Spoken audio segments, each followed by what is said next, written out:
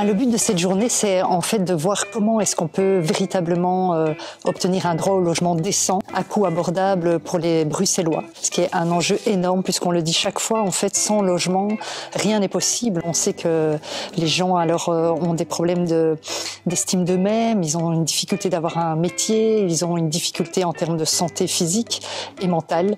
Et donc c'est vraiment un enjeu de dignité de base. Ici, tous les acteurs étaient présents pour savoir mais qu'est-ce qu'on peut demander en termes de réforme politique, qu'est-ce qu'on peut faire avec ce qui existe déjà. Est-ce que le logement social est une réponse suffisante à cette question-là ou est-ce qu'il faut multiplier les alternatives?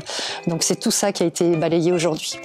Il existe des solutions. En fait, j'en suis convaincue. Je vois que pendant cette législature-ci, il y a déjà eu quand même des grandes avancées pour essayer justement de rétablir un bon équilibre entre le droit au logement et puis le droit à la propriété. On n'y est pas encore à ce bon équilibre, mais on va dans la bonne direction. Par exemple, on donne aux locataires un droit de préemption, c'est-à-dire si le bailleur vend son bien, le locataire a priorité pour le racheter. Il y a eu toutes les évolutions sur les expulsions de logement où on demande aux bailleurs de patienter un maximum et pour éviter à tout prix cette perte de logement. Il y a eu toute la réflexion sur la régulation des loyers. Donc ça montre bien qu'il y avait un champ de réformes possibles et elles ont été votées. Ça n'a pas été simple, mais elles ont été votées.